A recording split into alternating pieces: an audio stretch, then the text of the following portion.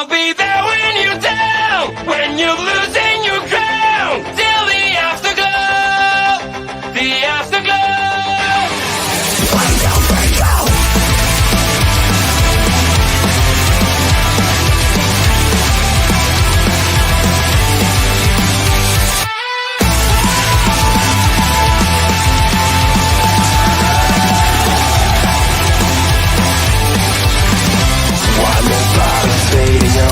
Look so great when you gotta shine. One more part of you is gone now, as you keep smiling at the crowd. Pressure is your best enemy. Spotlights show what they wanna see. Sometimes it feels like you're under attack. You just can't break free. I'll be there when you're down, when you're losing your crown, till the afterglow, the afterglow. I'll be there when you fall, when you're losing it all.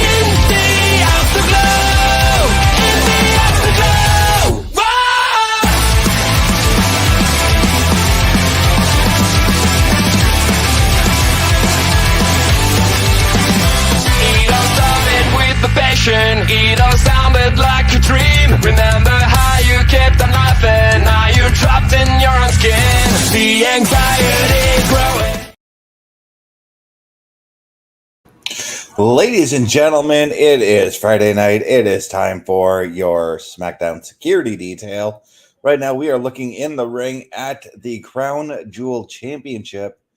I'm not sure if that's the women's or the men's. Oh, well, thank you, Nia Jax. Nia Jax just answered that question for me. It is, of course, the women's, as Nia Jax is making her way to the ring right now.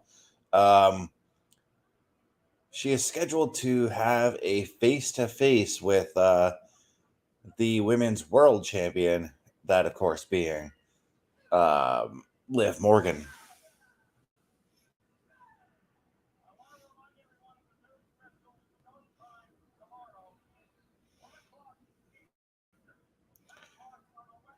At 1 o'clock Eastern tomorrow afternoon, the Crown Jewel pay-per-view. There will not be a PLE patrol for that event.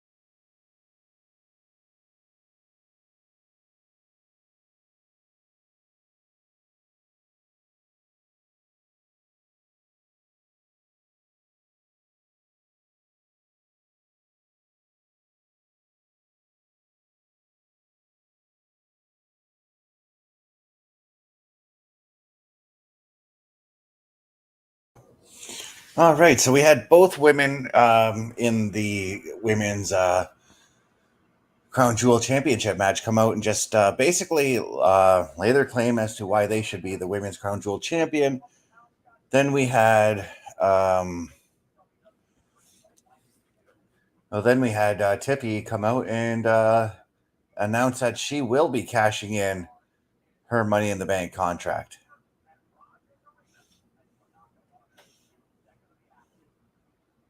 Okay, if you will.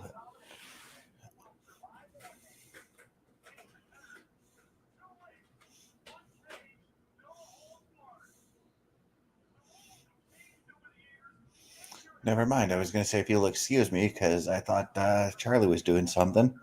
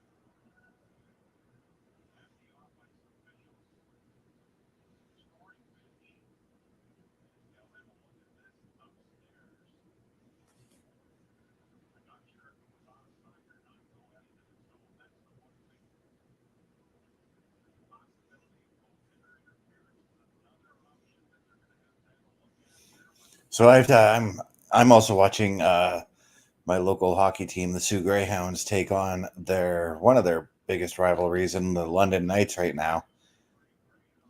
And there's a goal that's being challenged right now.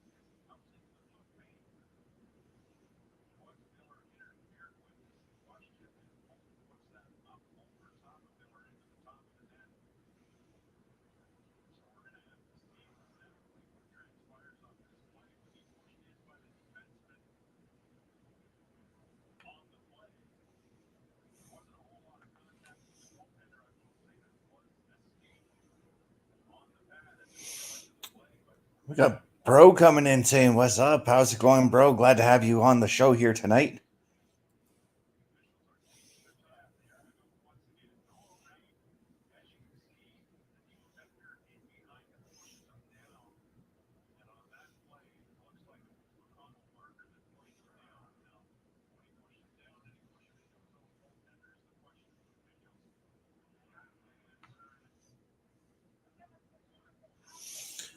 Right now in that ring, though, we got Tiffy taking on Liv Morgan. This is a match I'm pretty sure if Carl was watching, he'd be all over it.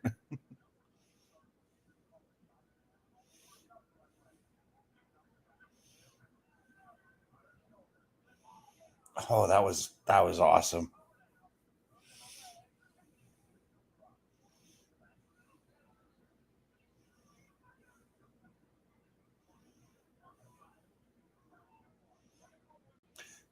Still to come tonight, Street Profits are going to be taking on Pretty Deadly. Should be an interesting tag match. We also have tag team women's action. Candice LeRae and Indi Hartwell, who will be in her final SmackDown match as they take on Bayley and Naomi. Also, fatal four-way action. Bianca Belair, IYO Sky, Lash Legend, and Piper Niven as Liv Morgan just pulled out the win over Tiffy.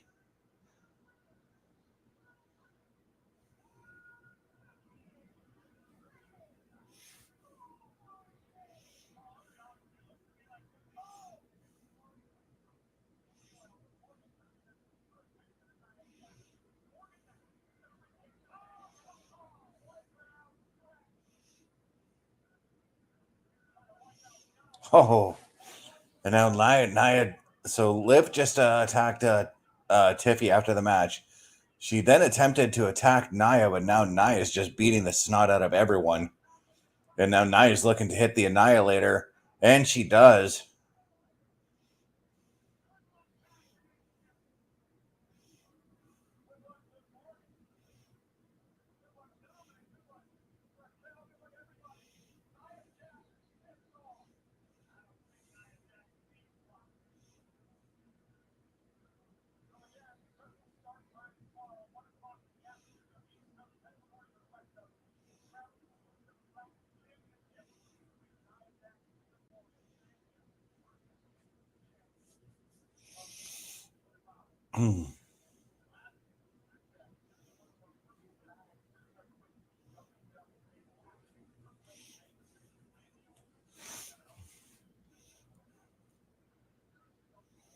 No, we're taking a look at last Friday when Randy Orton demanded to have the match tomorrow night or tomorrow afternoon with Kevin Owens at Crown Jewel. In one of my favorite promos from the last week, actually, between these two men. Randy Orton, of course, calling out Triple H to get the match.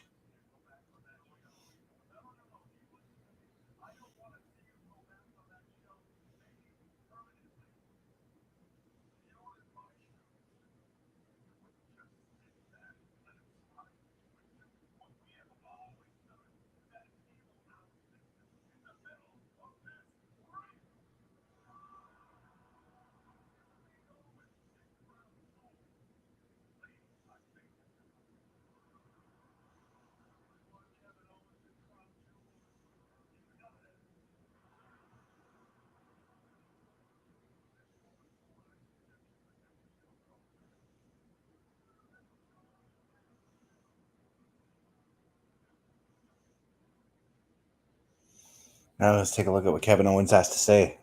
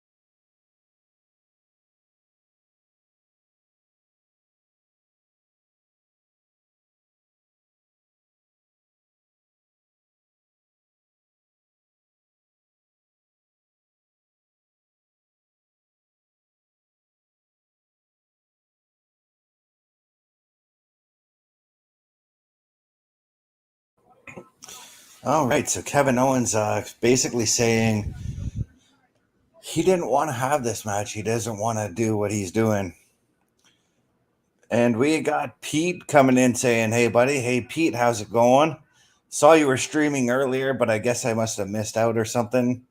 But I'm glad to have you here, as right now the Street Profits make their way to the ring for their tag match against Pretty Deadly.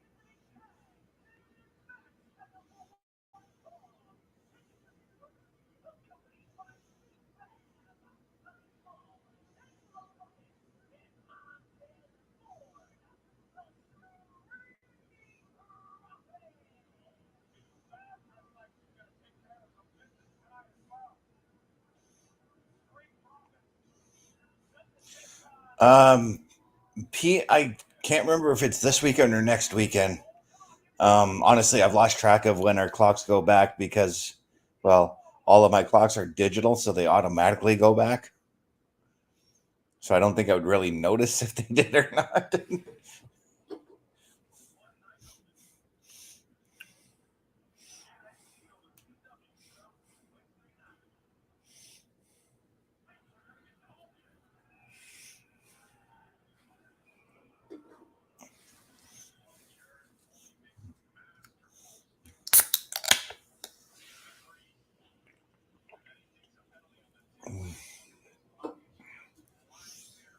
I'm enjoying myself a cranberry ginger ale tonight.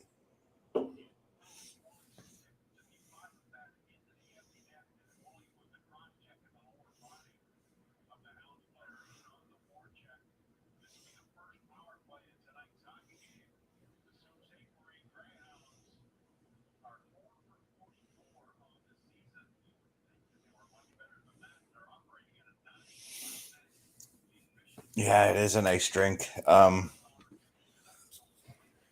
It's easily now my most favorite. Excuse me. It's easily now my most favorite ginger ale drink, and it's only available limited for a limited time every year.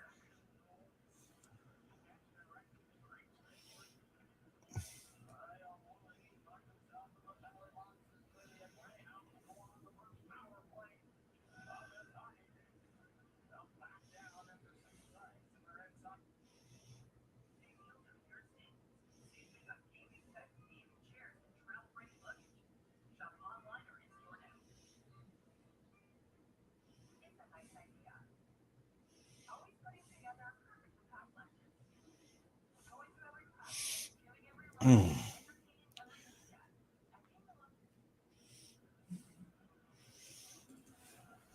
But it's only just me and possible running from Chris Parrish tonight. OMD has got some prior engagements that he's taken care of.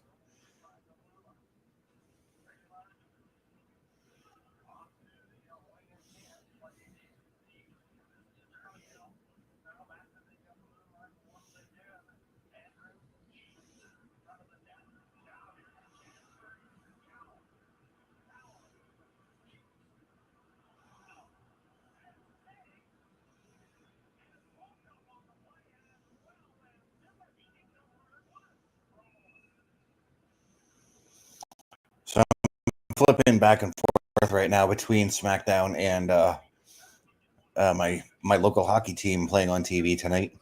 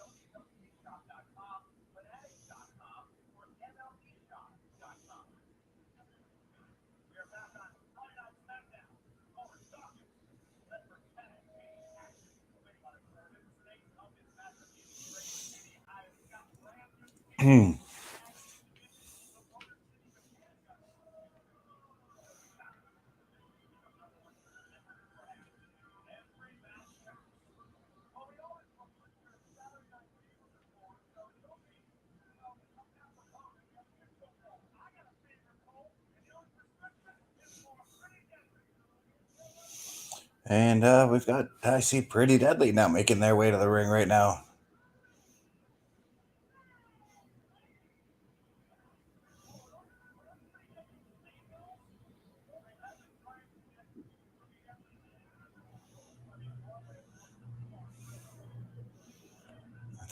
They've got these playbills for Pretty Deadly the musical. Interesting.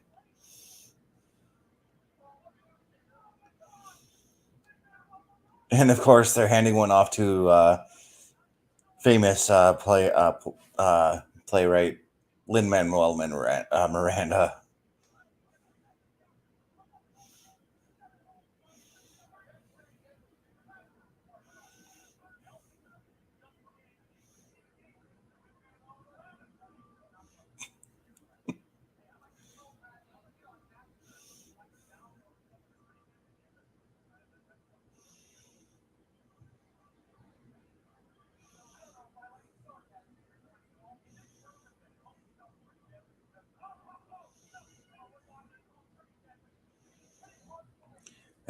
And of course, Pretty Deadly starting off early with the attack there on the Street Profits.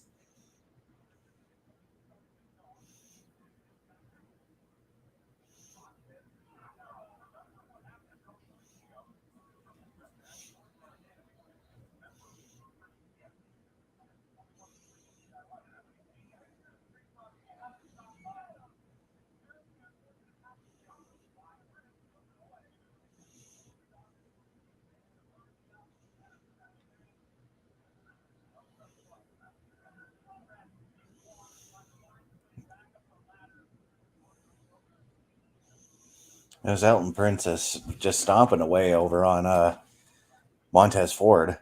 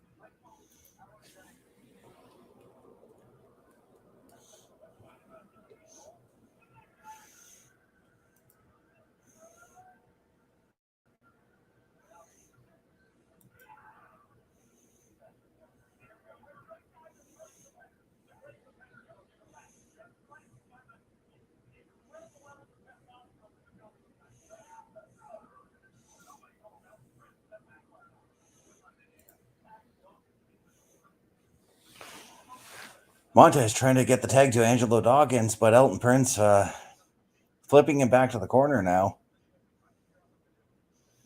Now they're trying to block off. Okay, that was a pretty interesting way to do a hot tag as Angelo Dawkins right now in there taking out both Kit Wilson and Elton Prince right now.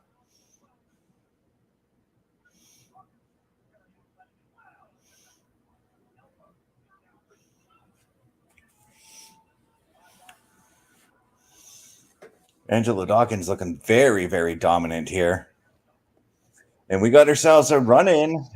How's it going, Mr. Parrish? Not too bad. How are you? Oh, not too bad, not too bad. Enjoying some tag team action right now as the Street Profits are taking on Pretty Deadly right now. There's actually a lot of tag team action tonight. Yeah, that's what I hear. Well, actually, we know this. We know this is a pre-taped Smackdown that happened last week. But yeah, and we're gonna see the last match for one of those wrestlers tonight. Yep. For people that don't know, Angelo Dawkins is a new daddy. Oh, I didn't know about Dawkins, but I was referring to Indi Hartwell. She was released today. Yeah, I know. From what I understand, there's more to that than care to admit. I will talk about that on Sunday. Mm-hmm. And hello, Pete. How are you? Baron Corbin is also gone, and there was a third one. I can't remember. Yeah, definitely multiple. I can get that information pretty quickly, provided that. Now, I'm not surprised, but it does. Tegan Knox was the other one.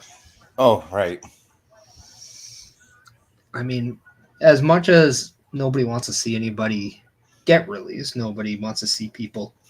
We also don't know right away if this was a mutual parting, if this was one-sided. But what we do know is that we wish them the best in what they choose to do next, and what we do know is that they get to keep their names if they want to.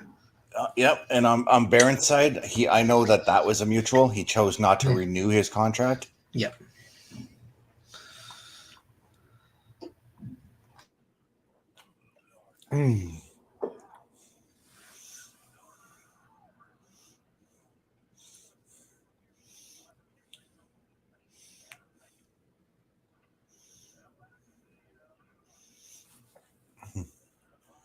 As I'm also watching not just SmackDown, but I'm watching my Greyhounds lose to the London Knights right now.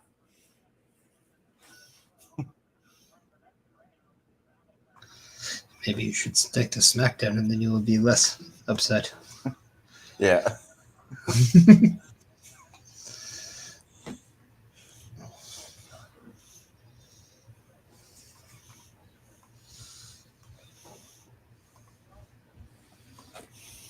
Pete, I liked Baron too, actually, and I kind of liked what they were trying to do with him and Apollo Crews. I'm not going to lie. I'm curious to see what the next move is for Apollo Crews, because this definitely puts him in limbo. But if you ask what I would do with him, I would have him be the heater for Carmelo Hayes. Yep, that makes that. Yeah, I would 100% go with that. And let's face it, we already know what Candice LeRae is going to do. They're just going to continue with her and Nia.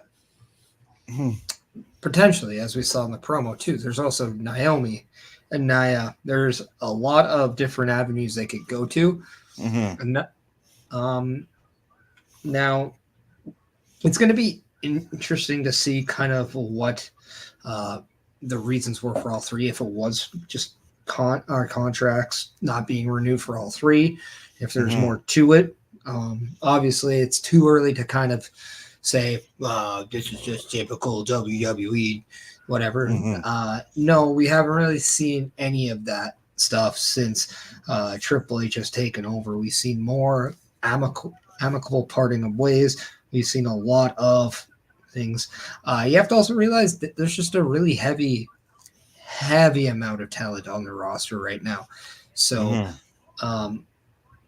this might be best for them. Like, imagine Tegan Knox going to TNA and getting put into that crop of female talent, especially now that Jordan Grace might be coming out. There could be a spot there for her.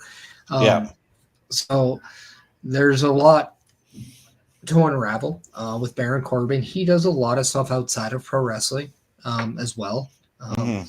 So it'll be very interesting to see what he does next. And then also for Indi Hartwell, again, TNA, like, very well could be of really getting two amazing women talents. Yeah, I think TNA honestly is the best fit for both Tegan and Indi. And I'm not knocking AEW in any way, but I feel like if the both of them went to AEW, they'd get lost in the shuffle after so long, you know.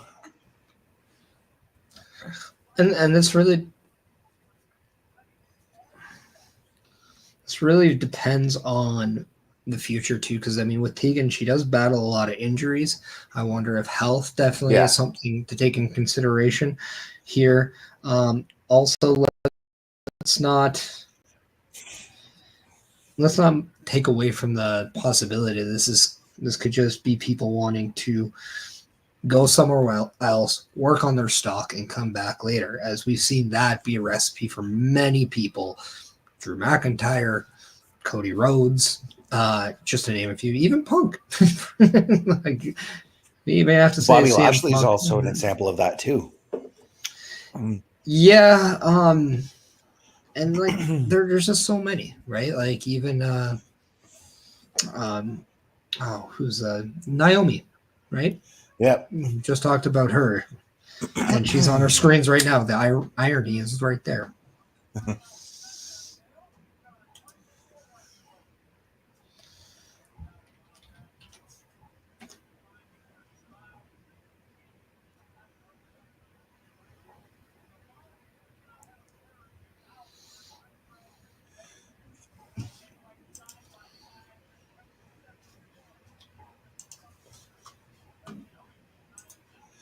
But yeah, I do agree with as far as where Baron, Tegan, and Indi can go. The WWE really isn't the be all end all anymore. There's multiple other promotions you can go to and own your craft in now.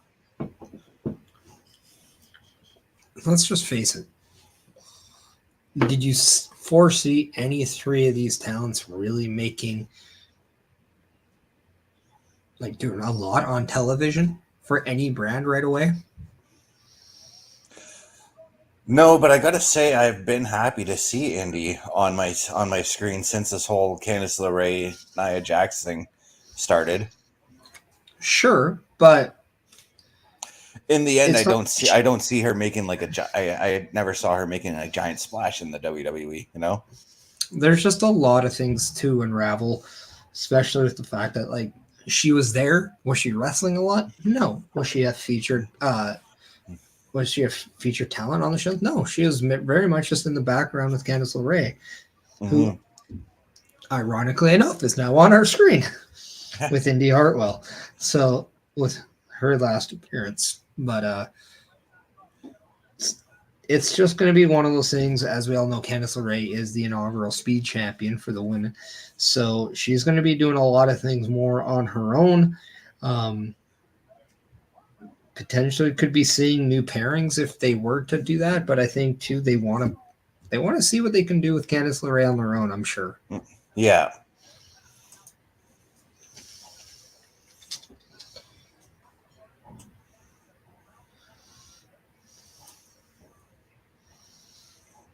And it's going to be interesting to see where Indi winds up and how she actually does on her own as well, you know? Yeah, and that's if she does continue into wrestling. Now, for a lot of people too, especially when like they don't get any younger when they go into wrestling, so the wanting to, do more within just personal goals, whether you have ambitions outside of wrestling, whether or not you want to start a family. I mean, those are all things that, you got to take into consideration. Might not be the actual reason, but at the end of the day, like, allow them to have an opportunity to explain themselves, but also don't hold that against the company as well, because obviously the company has to look out for the company and the individual needs to look out for the individual. Sometimes that works together, sometimes it just doesn't.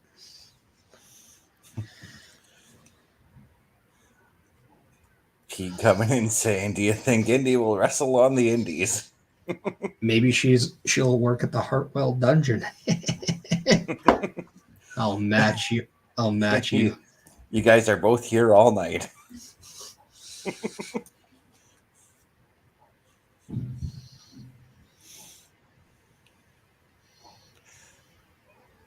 So you can't hear my TV, eh? Because I have it up a little bit, but not too loud. At least on my end. I can hear a little bit, but not when you speak, not really. Yeah. because I have it up just enough where I can hear the commentary and all that. Yeah. But see, that's the thing. Like, at least if your TV's on and you're talking and your sound overrides the television. When we're on Mondays, there's other people that have their TV on, so they just don't say anything. So that's all we hear. yeah.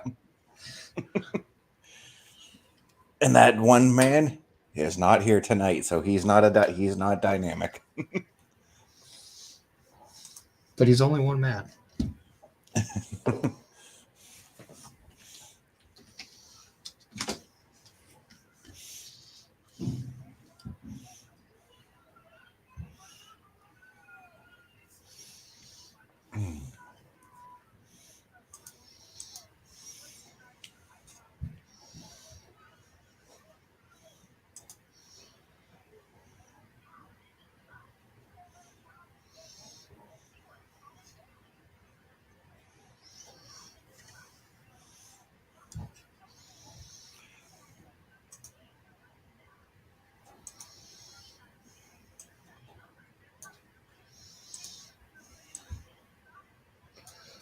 Also, we just want to let everybody know that if you're on any of the Turnbuckle Studios Facebook, YouTube, or the Bubba OMD YouTube, make sure that you're giving a like and a follow to all those platforms. If you're on the Facebook, leave that emotion letting us know. And if you feel the need to, share the event on your feed, allowing us to spread the word that Turnbuckle Studios is live on Facebook. If you're on the YouTube, make sure you're hitting that thumbs up button.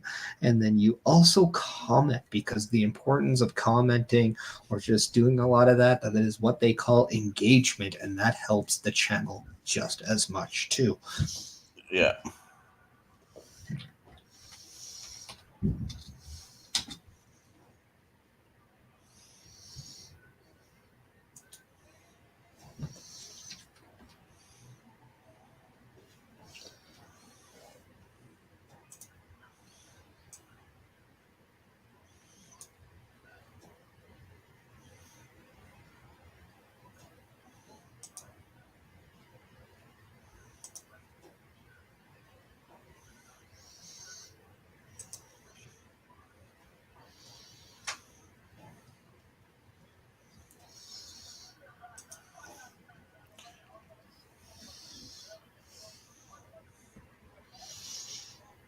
What I like is when you don't say anything and I can hear your TV, it gives the audio to my phone that doesn't have any audio on, so it all mashes up.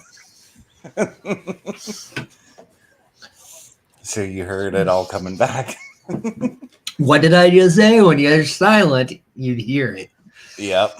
And then you followed that up with silence. So, well played. I was trying to check out which football games I can watch this weekend. Because the Bengals are not on TV this weekend. Or at least in my neighborhood. Well, not on the cable. Yeah, that makes sense. Not on the cable. Yeah, not on the cable.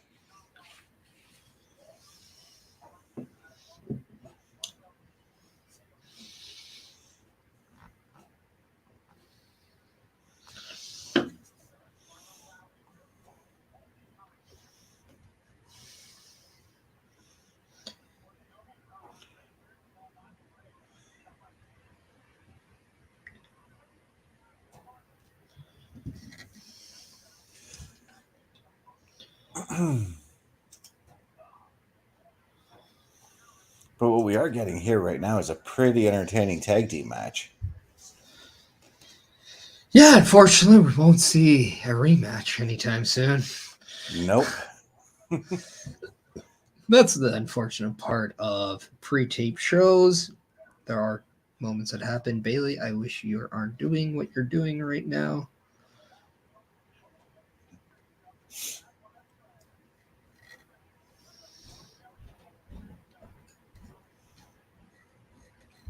Now the beauty is there's a lot of the stuff I don't know what happened because, well, I just stayed away from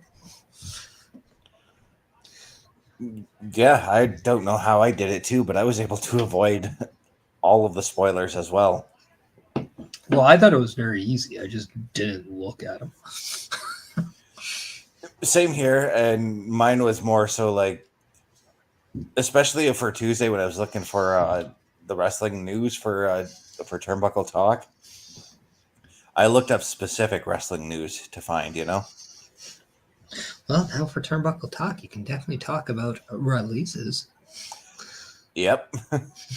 Because by Tuesday we'll have more information on the releases that happened. Yeah, I mean, I'm assuming we're going to have a lot more information just as the weekend progresses as well. And then even by Monday when you see the Raw Patrol. Monday nights, 8 p.m. Eastern. Yeah, but we'll get to that later. Yeah, we will.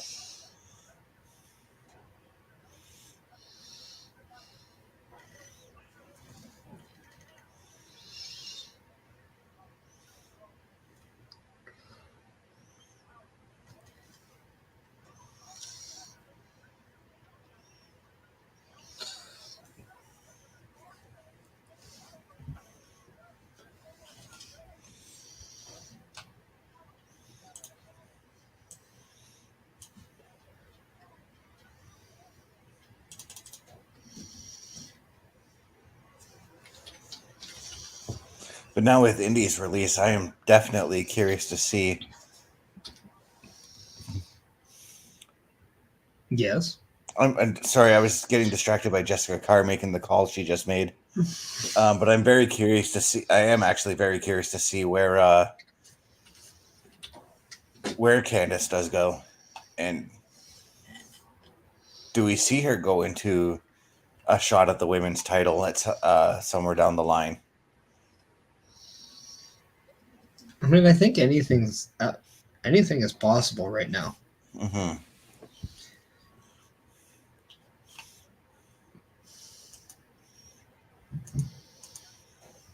So once again, we got another end to the match where Jessica Carr had to correct who the legal person was in the ring. Well, at least the referee is aware. Mm-hmm.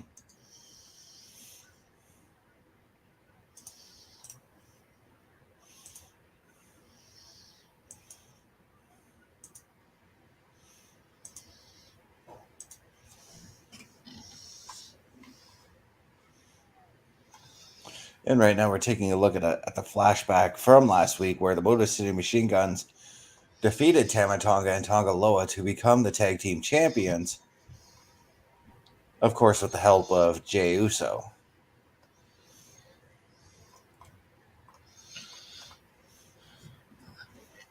I mean, as far as the bloodline right for thinking that they can always interfere on everything. Yep.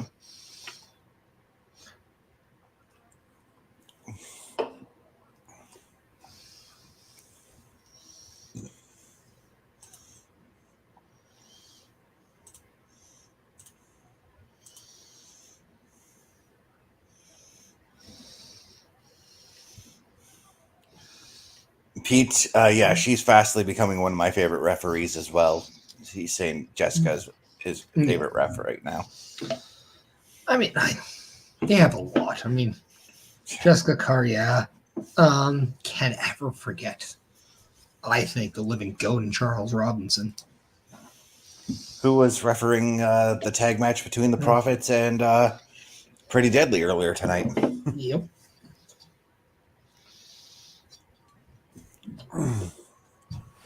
Was he doing that one, or did he do the earlier female one? Or with Liv and Tiffany? Oh, wait. I think he did Liv and Tiffany. Yeah. Did you happen to catch the opening promo from that? So far, that's the only thing I haven't seen. Okay. I had to be careful when I had my Smackdown on in my car because, it was nice. I had the phone going, so I was able to hear things. I just wasn't able to watch everything because there was a little bit of company to my right, so I had to make sure that I was playing it safe. Yeah.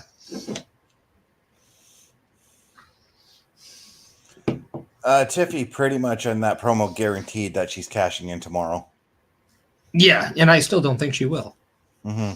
I really don't think she will. I think it's all a giant tease.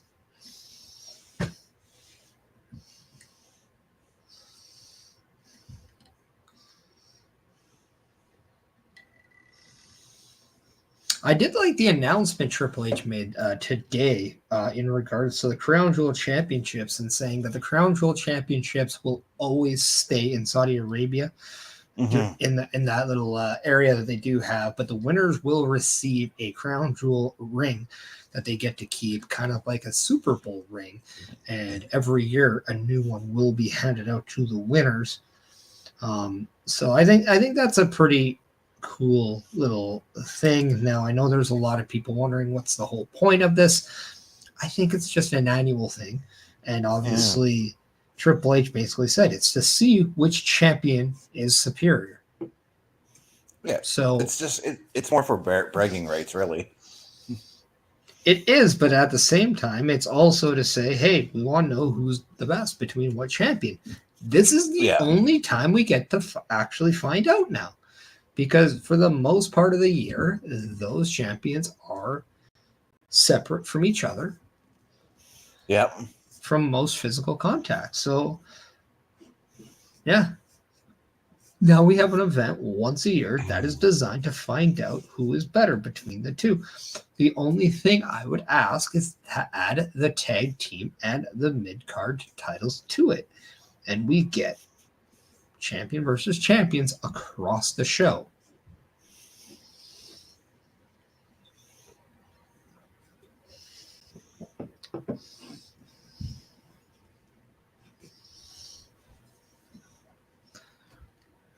I also want to add hello to everyone who is joining on my X and my Twitch account as they're at it. Yay.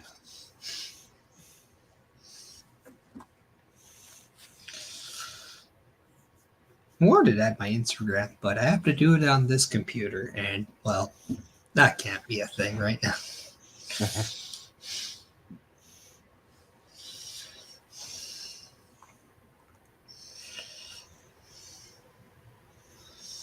Plus, that's like the streaming key thing is so annoying. I will just say that much.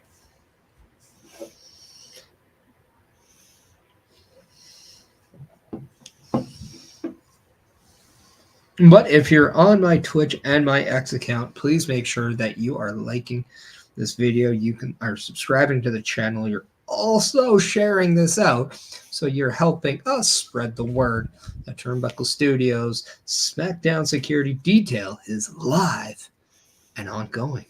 Yeah. It feels so different watching wrestling on a bigger screen now, from going from a little 32-inch to a big 48-inch. That's what she said. Our Chris Best is finally growing up and becoming a man. Yeah. He understands now. Bigger can be better. Mm-hmm.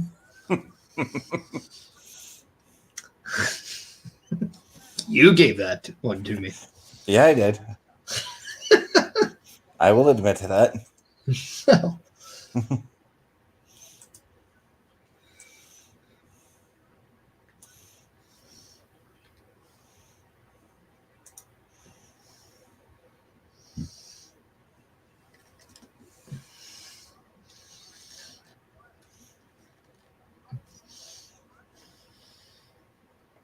I mean, with the exception of Instagram, SmackDown Security Details pretty much on live throughout all platforms. Yeah.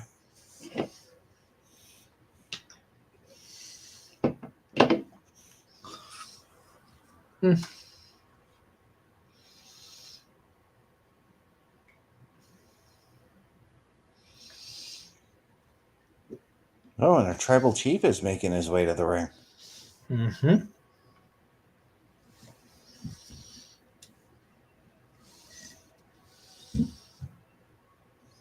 I know that because I could hear your TV. Yeah. Oh, that's funny.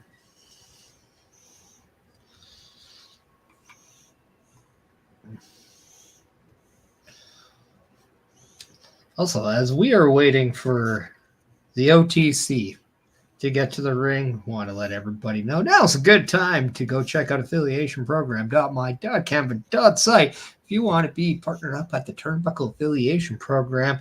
That's right, you. If you want to get into streaming and you want a little bit of a head start and you want to connect with the people here at Turnbuckle Studios, make sure that you check out affiliationprogram.my.canva.site so you can be a part of the Turnbuckle Affiliation Program, just like Chris Bass, just like OMD, just like Bubba Duke, and just like Chris Parrish.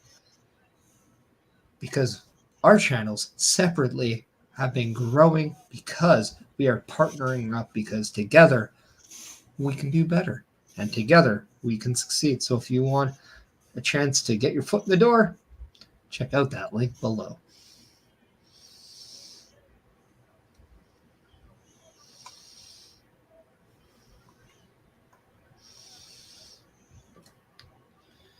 Now, the OTC is not alone. He does have a Jimmy Uso by his side. Now, I'm not going to lie. I thought this was going to be the kind of the last thing we saw. So I'm actually quite happy that it's not. And then they put this in the middle. Mm-hmm. So we have a chance to enjoy kind of other things, because I'm not gonna lie, as invested I am with this story, it's also nice to see that it's not always the number one story. Right. It's nice to have that little bit of something else once in a while. Yeah, this to me basically solidifies that Imperium versus Cody and Randy is the main event tonight. Yeah.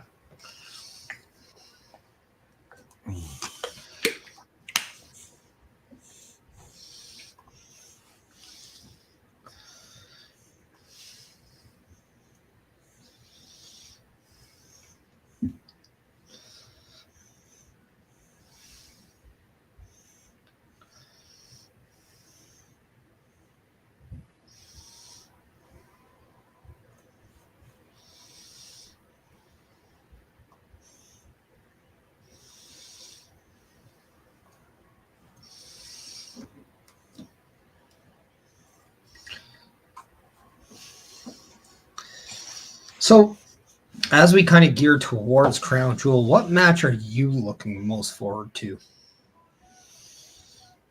That's a tough question, because I've actually been going back and forth on the matches I'm looking forward to. The 6-man tag I'm very much looking forward to, because I'm very curious as to which 3 members of Solo's bloodline we're going to see in that match. I honestly think the fact that we're hearing Solo's bloodline being a common thing being said, I like to. I'm going to assume it could be the Tongans and Jacob Fatu. That's where I'm leaning towards too, because I think you want to build to Roman finally getting his hands on Solo. You know. Yeah, and it just allows to have that something different too. Yeah.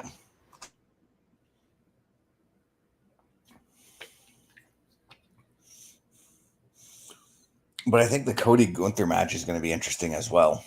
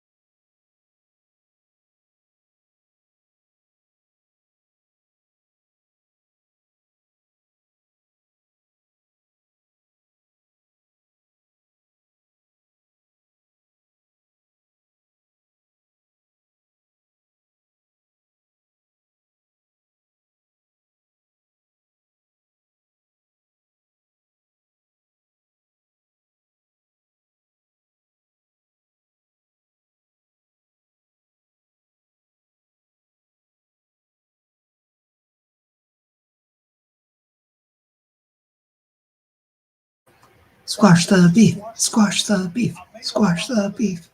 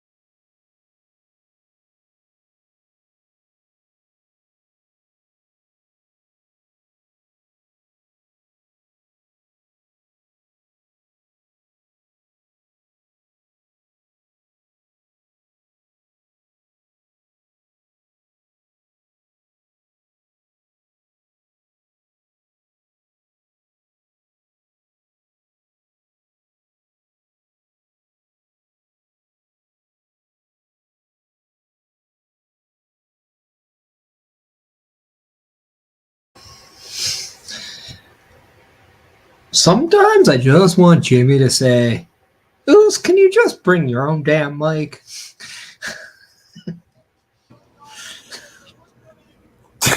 Right? It'd be kind of funny. But also, too, like, if I think that's a great line to think or to say to see that if Roman Reigns actually is a little bit more humble towards his family, because he would respect them a little bit more with it and not assume that they're going to do things for him. In fact, they know that they got to do things for each other and then do them together. I just got to say, you're over when the crowd starts singing your theme song, just like they did for Jay as he made his way to the ring. Yeah, and when it's also Brooklyn getting a double shot of SmackDown. Yeah. And you have to admit that this episode is following what last week's was, which was pretty damn good. So, you know, a little on the... Yeah. The Brooklyn crowd is usually a fire, so... The Brooklyn New Yeet right now. Yeah.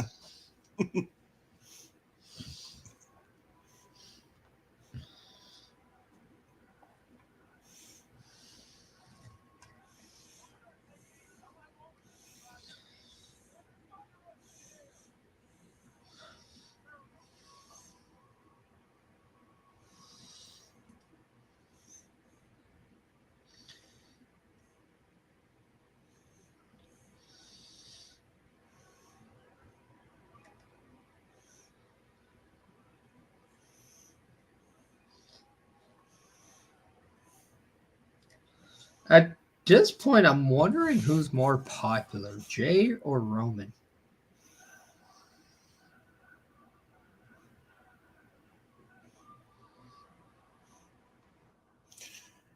That's a tough one. I gotta say, though, when Jay made his way out to the ring, too, I like that one shot of Roman where he looked like he looked around all confused. He kind of reminded me of Ivan Drago when he's about to fight Apollo Creed in Rocky 4.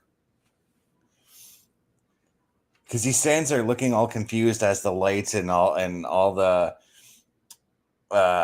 chicanery going on around him was going off as Apollo Creed made his way to the ring.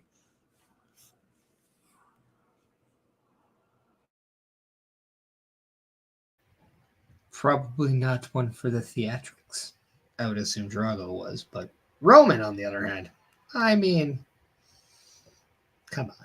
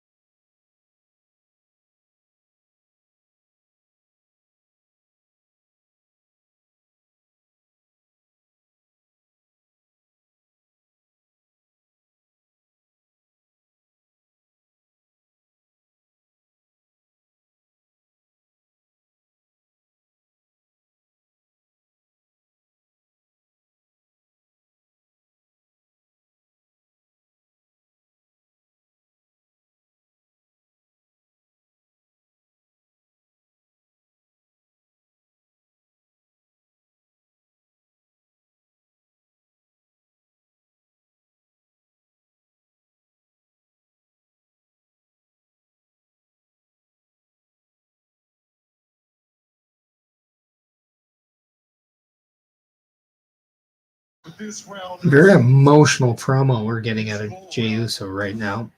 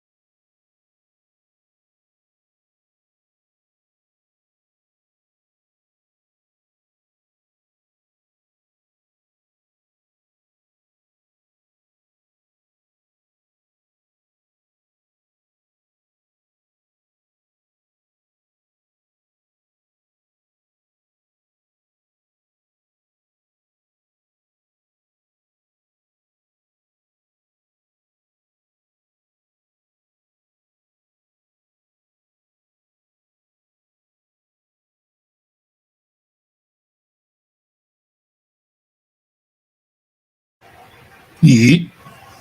We're gonna do.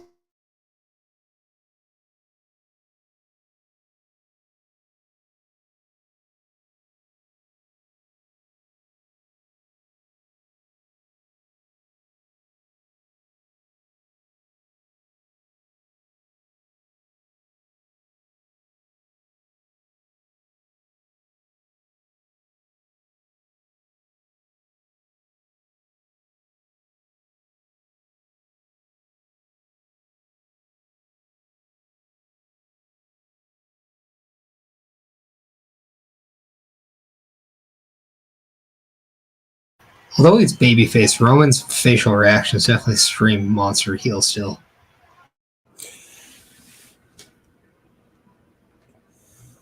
Yeah, I like how he's he was kind of he was kind of keeping his guard up, I guess you could say, because I mean, for the last 2 weeks, he was uncertain about Jey Uso joining the squad.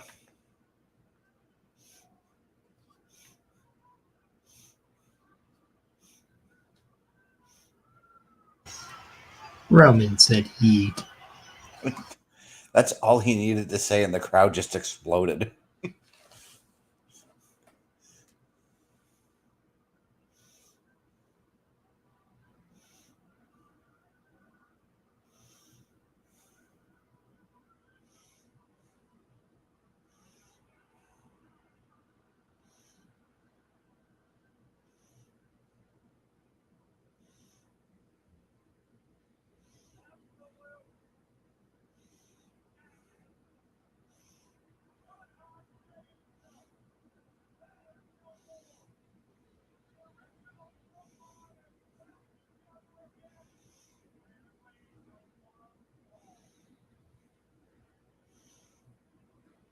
So now all that's left is to find out where Sami Zayn fits in with all of this now. Well, I also have this to say. Do you know what the original bloodline really was? Because it wasn't with Sami Zayn. The original bloodline was the three here, but it was with one more person. That one person happens to be the world champion of AEW. This is true.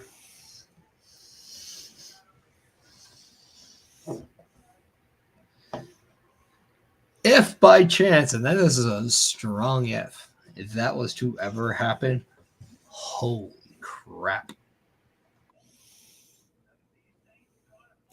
I've never actually put it past Jon Moxley to come back to the WWE at some point.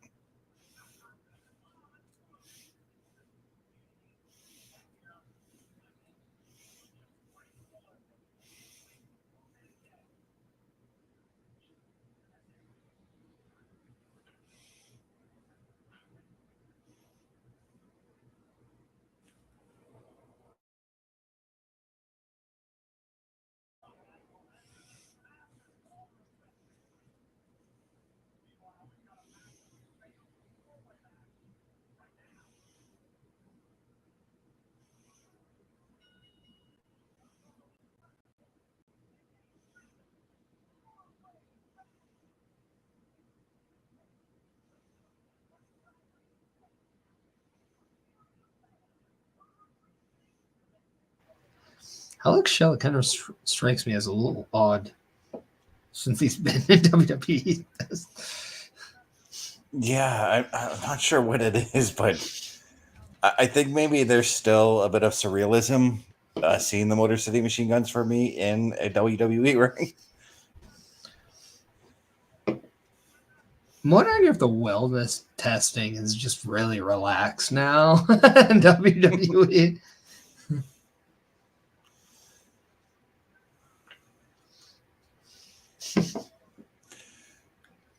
Well, I do know that they did take off a few things that they don't check for now when they do the wellness checks.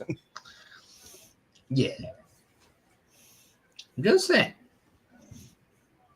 Don't shoot the messenger. Yeah. It's just a theory. Who else have we just saw on our TVs?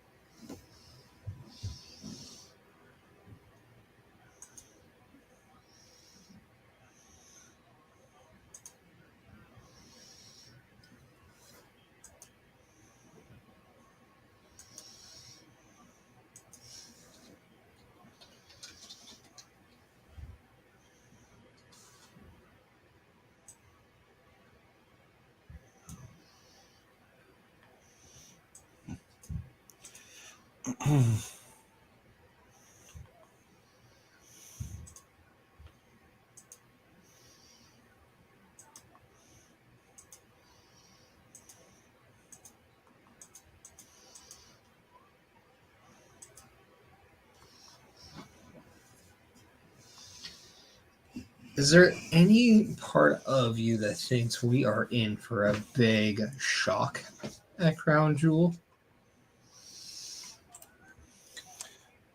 I'm really not sure because, I mean, we're still waiting for Hikuleo to show up at some point, right?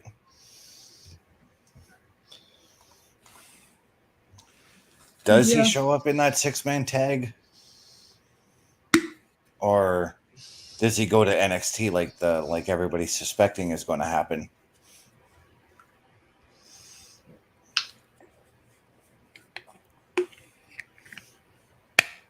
It all depends on I don't know. It really is going to be very interesting to see kind of what the plans are. Mm-hmm. So all I know is that if by chance we are in for a big surprise, I don't know if it's necessarily needed to be in the Bloodline versus Bloodline match.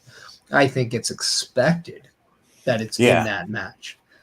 But again, I put out the thought earlier of if Apollo Crews is the heater for Carmelo Hayes, does he get involved and help him win the championship? Do we see something happen in one of the other matches? And that's kind of where I'm looking at. Do we see Tiffany Stratton cash in? If so, are we going to be surprised if she cashes in on Liv?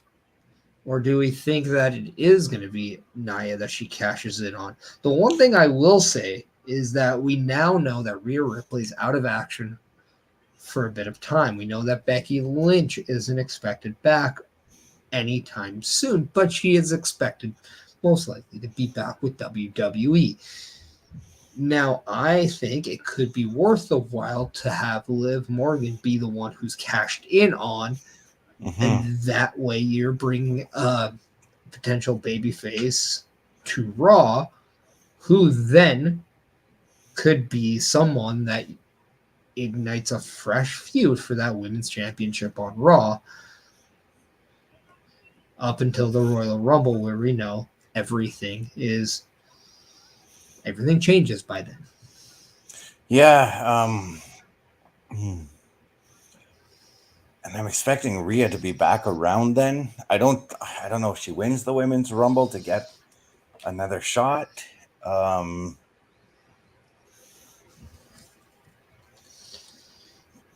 Because I know that when they bring Rhea back, they're gonna reignite the feud with Liv because she's gonna want to destroy Liv, unless she wants to go after Raquel.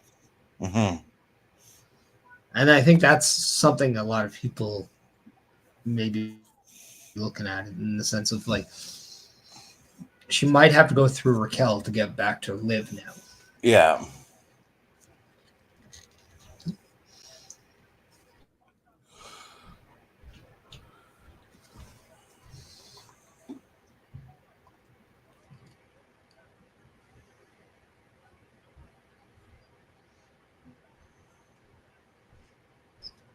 So I don't know, like I'm very intrigued by kind of what they're doing, but I think too, like, do we see anybody debut? Do we see anybody return? Could we see Alexa Bliss? Could we see Karma? Could we see somebody on the men's roster like a CM Punk or Drew McIntyre? Yes, I know there's been a lot of reports saying CM Punk isn't going to be in Saudi Arabia, but I mean, people have put out things before and they don't necessarily happen. It's the WWE. We can't really throw anything out just because we have a thought or we heard something a couple weeks ago. You just never know. And it's actually funny that you mentioned Becky Lynch earlier today, earlier there, because earlier tonight, Liv Morgan pointed out that she was the one who retired Becky Lynch, and it just got me thinking that maybe because of Rhea's injury, they may just hotshot her return and just put her in that feud with Liv after Saturday. So, and they've done that before. So yeah.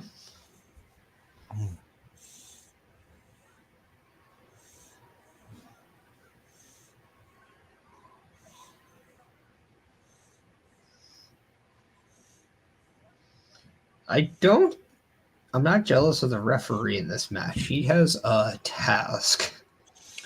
Oh, yeah.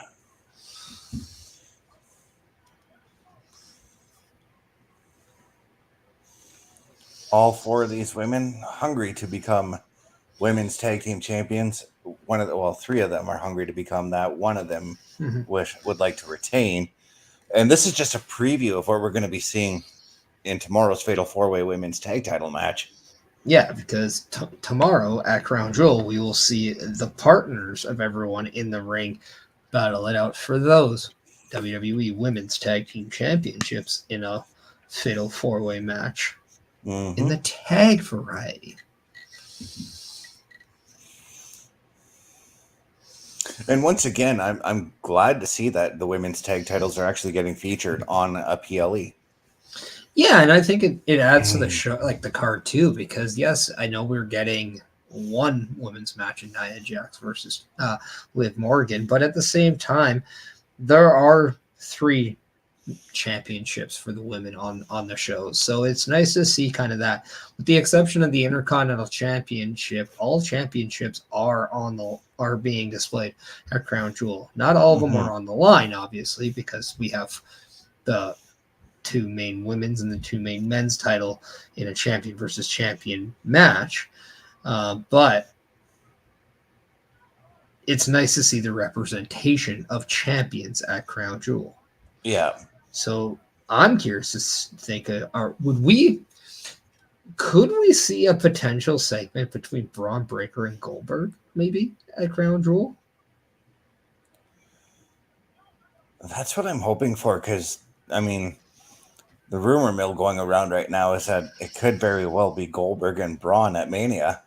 So, well, I'm hearing a lot of different things. I personally would still do John Cena versus Braun Breaker. Just saying.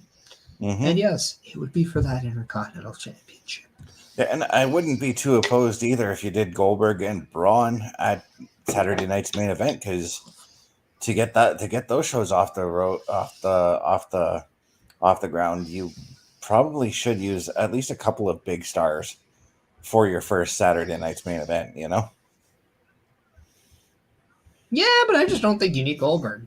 Like, I'm gonna be the one. I'm gonna be flat out honest. I don't think you necessarily need Goldberg. If you want to give him that one last match, sure. But I don't think it needs to be like, I would do it at a Saudi show just because it's something you can build around. It doesn't take away from necessarily anything. There are people that don't want to. They choose not to participate in the show, and you can use that as your option in case, like the break glass in case of emergency kind of a situation. Right. For Saturday night's main event, you got guys like Drew McIntyre, you got guys like CM Punk to add to that. You have Randy Orton, Cody Rhodes, you have Gunther, you have Damian Priest, you have the Bloodline, you have the OG Bloodline, you have so many other people that you can use for that. And then again, you could use Shawn Michaels and Triple H, NXT, and all that stuff. So I don't know if you really need per se the big names. I would love it if WWE stops doing nostalgic acts just for the sake of nostalgic acts, because that is not how we make future stars. Yeah, and to be fair, I mean, on this first Saturday night's main event, Jesse Ventura is going to be there. I think that's more than enough for a nostalgia act. Well, he's going to be on announcing, so that's going to be fun. And like, that's going to be something to plus. I don't want to confuse them with too many uncertainties. Yeah. Plus, Goldberg really doesn't have a history with Saturday night's main event, so. But I mean, a lot of the current realm of superstars don't, right? Like Carmelo Hayes doesn't, but it's a great way to introduce them to Saturday night's main event, right? Yeah. That's the beauty, I think, of what we're going to see is introducing something old. The nostalgia is Saturday night's main event, but how do we bring that to the modern day WWE? And that is by showcasing the modern day superstars, men and women on it, not bringing the people from the past. Now, could you use them in ways that make sense? Absolutely. I just don't think it needs to be in the ring in a physical match. Yeah, like maybe for one Saturday night's main event, they can bring Hulk Hogan in to be a host or something like that, and that's about it, you know? Again, I think you might want to kind of try to maybe steer towards maybe a little bit more of what the fans actually want. Yeah. I personally, if I was going to use anybody from that past, and I'm going to go there, I think I would just use what you have. You have a bunch of that. You have the Jesse Venturas, you have the Triple H, you have the Shawn Michaels, you have the Attitude Era people. Maybe you bring in Mark Henry. Maybe you bring in somebody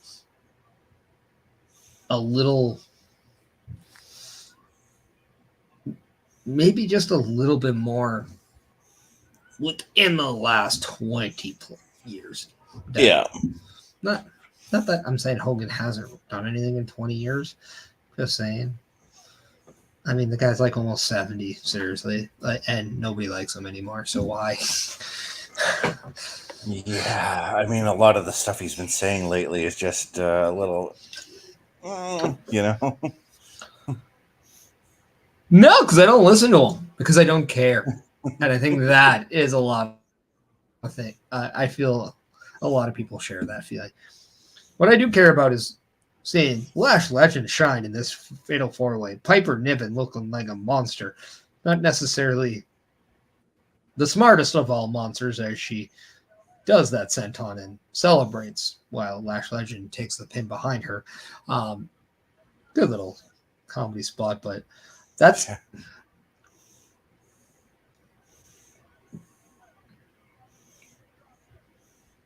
But again, I'm still noticing with Lash Legend, it's a lot of wasted movement when she sells still. Yeah, but I don't think it's as much.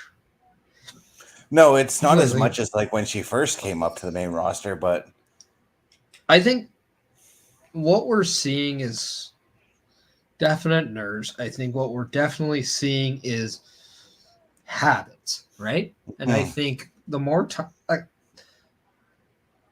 I'm going to be actually real. Like, I'm not the world's biggest Lash Legends fan, but given what I've seen of her lately, just give her more experience, and I think she'll be just fine. She doesn't look out of place. She hasn't made any major, hiccups.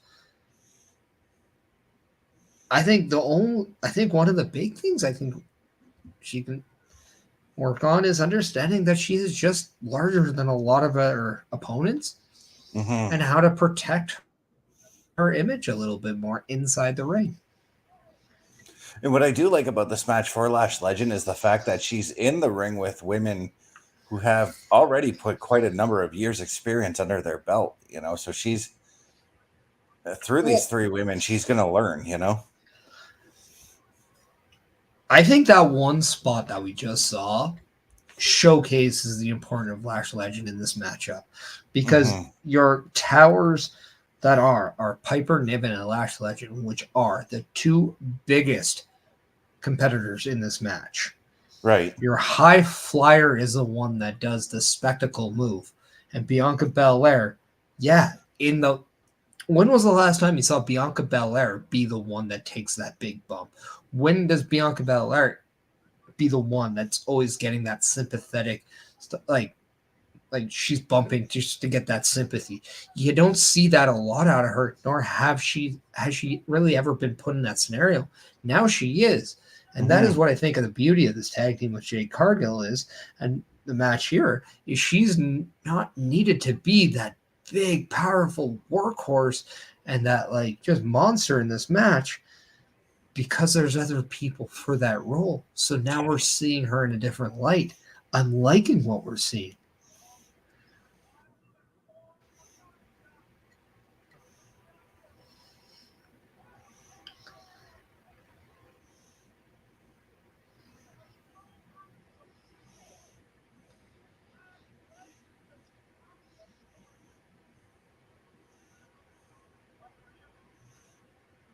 I was going to say, it's actually not often that you really see Bianca taking those big bumps. Like that Tower of Doom.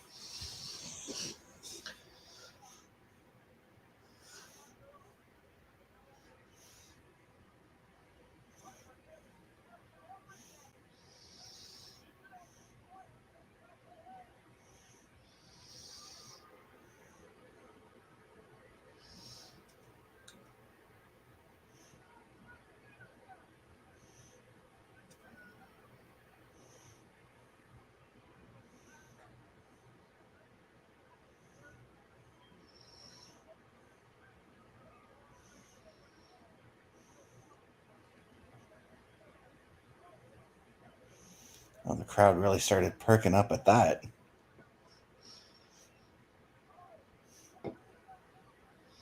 Just so a peace of mind, where exactly are you right now? Oh, Jade Cargill got in the ring and had a stare down with Lash. Okay. We're pretty much in the same spot.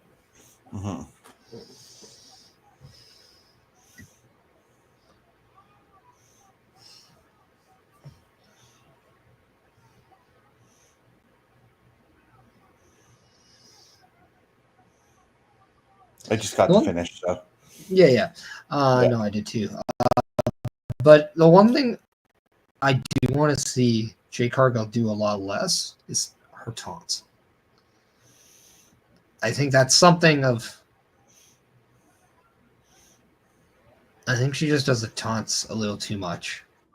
Yeah, like the only time I think it really made sense was when she came up behind. I think it was Jakara Jackson. She came up behind it, and she was doing that crouch down, and she was like doing the "come here, I'm gonna give you the big boot" thing. That made sense to do it then. But to do the stare down in the ring and for her to do that taunt, it's like, I don't know. I just didn't buy it. Mm-hmm. But I would have loved more of just that simple, let's just get in the face and then make the people want to see that, like, want to see that big hit. And then before we have a chance, like, have her go for that swing. But when she goes for the swing, that's when you have the others pull her out. Yeah. And then it's like, oh my God, like, I didn't know I wanted Lash larger than Jade Cargill until you saw it.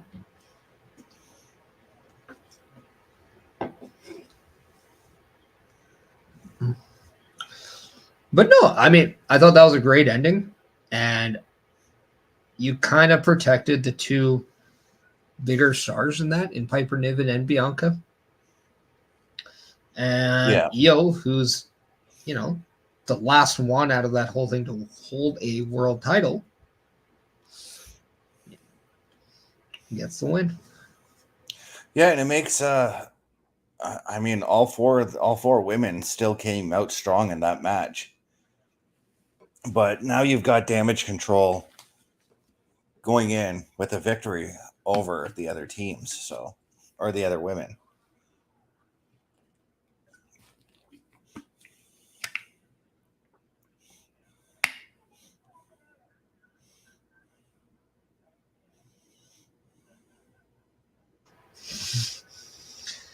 That was a very interesting backstage segment.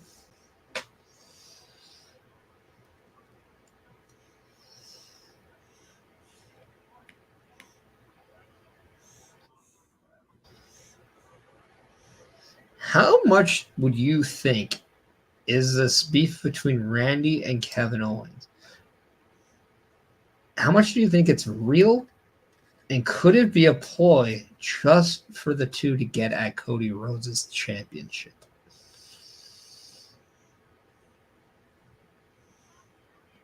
I don't know. You might be onto something, because I've said it before, and I'll say it again.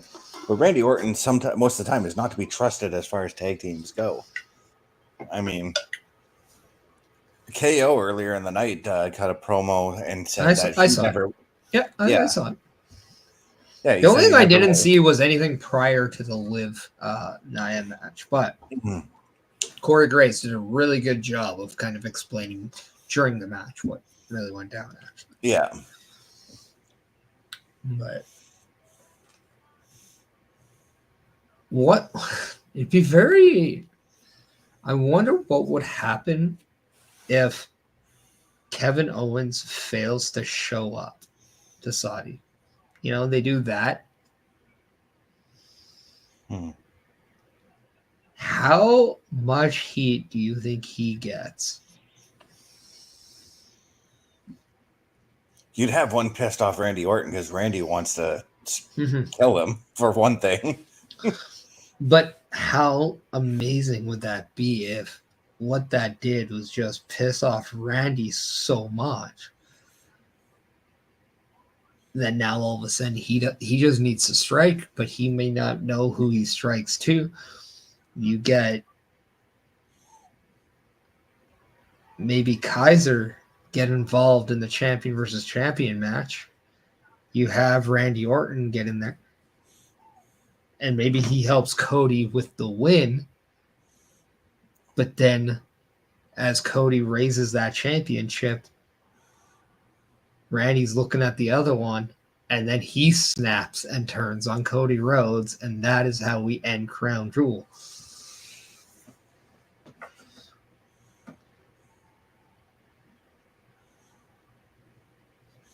I mean, it gives something for Cody to do at War Games, because I think it gives you a potential triple threat at War Games. Yeah.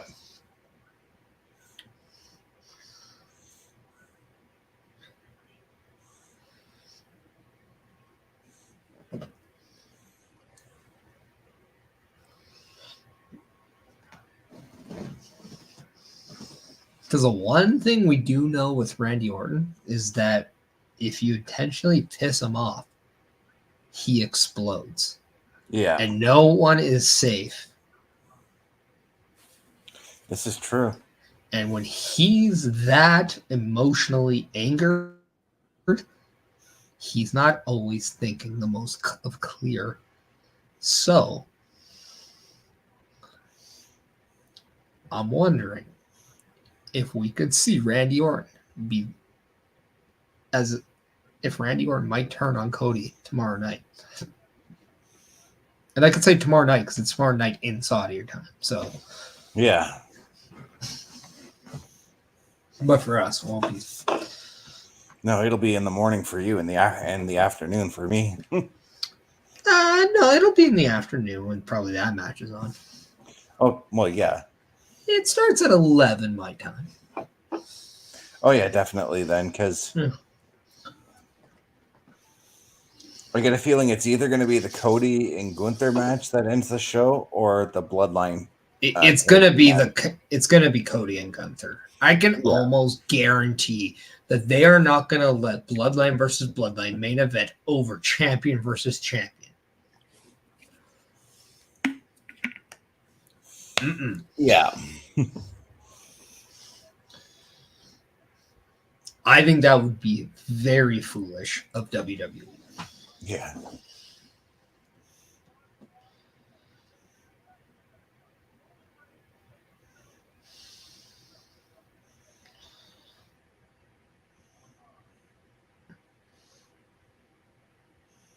Now, I do want to kind of get into the betting odds. If you are someone that likes to bet on WWE PLEs, we are getting a promo for the Triple Threat United States Championship. As it stands right now, Andrade is the favorite.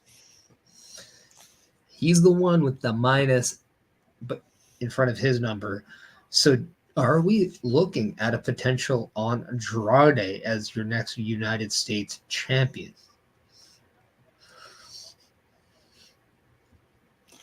I think it's interesting, but I'm going to say yes, provided that he doesn't continue feuding with Carmelo over the title. And we know that that's probably what's going to happen anyways. Well, what happens if Game 7 between Carmelo and Andrade is actually just a one-on-one match for the U.S. title? I think I might be okay with that then.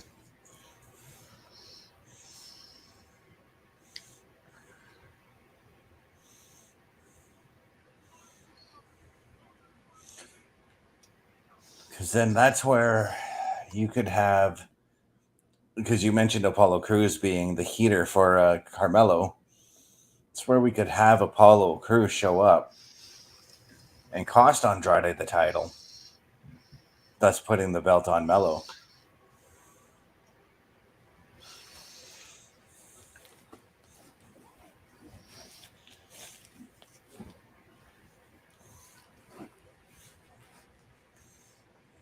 It would be very...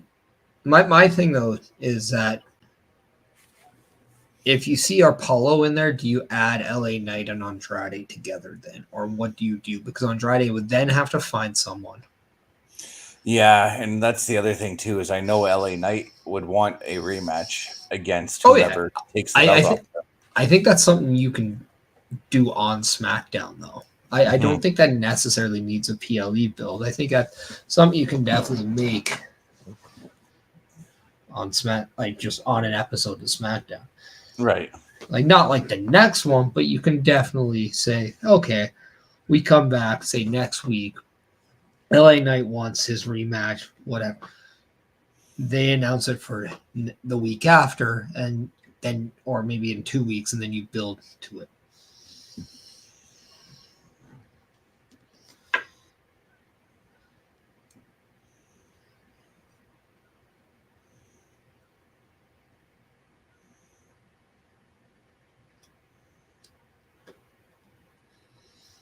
And to your chagrin, we did not see any Giovanni Vinci Imperium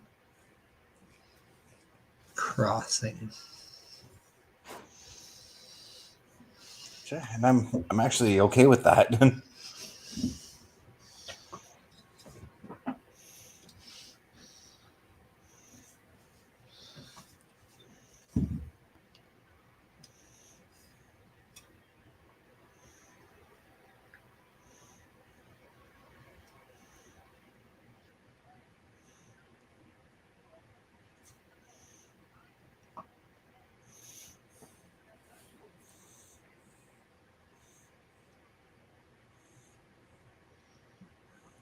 Now, I think I can solve this number one contendership for Gunther's championship. Okay.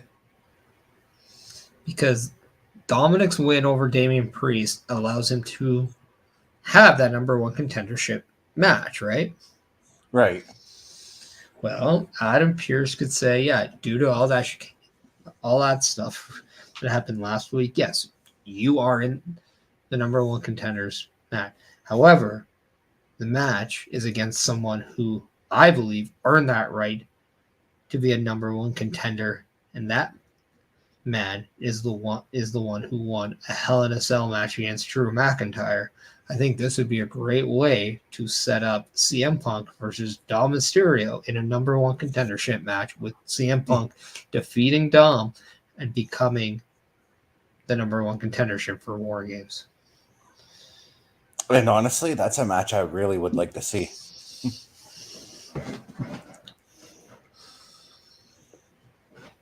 I do want to see that. I wanted to see it last year when Dom and Punk did the holiday tour. So, and then I'd even think about maybe doing Drew and Damian.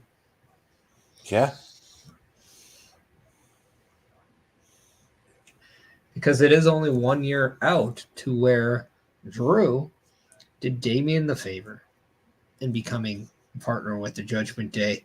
And it was Damian who Drew had the issue with. So, if we want to bring things a little bit more full circle, we can revisit that past.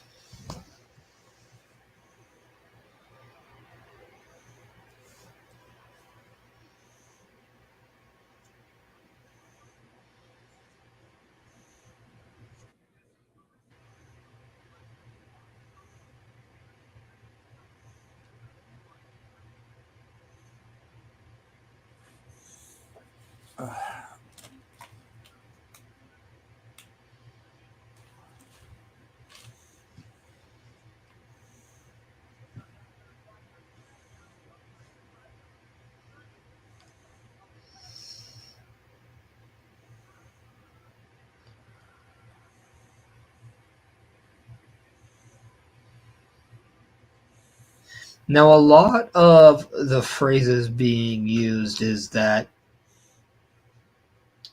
it's not WWE is releasing anyone.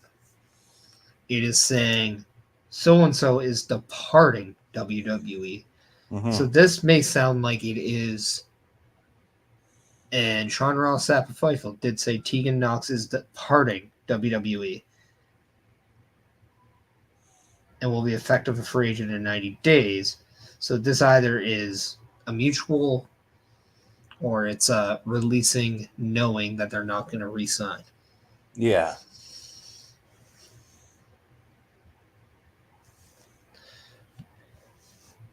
Because I don't think they will give you the 90 days if your contract if a contract runs out.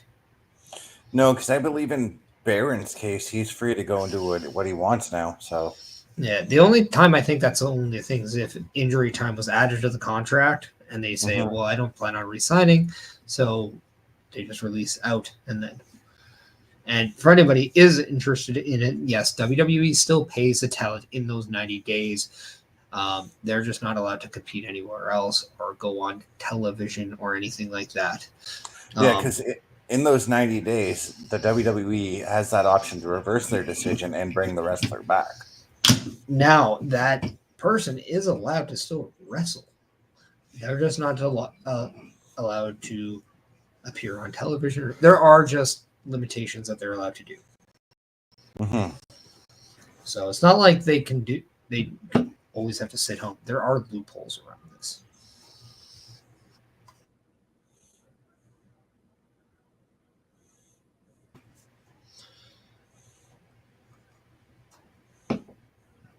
Yeah, like I remember, I think it was Jinder Mahal, I believe it was. It wasn't even like a month and a half after he was let go, where I saw that he was taking bookings. However, those bookings were for dates that were well past the 90 days. Yeah, I mean,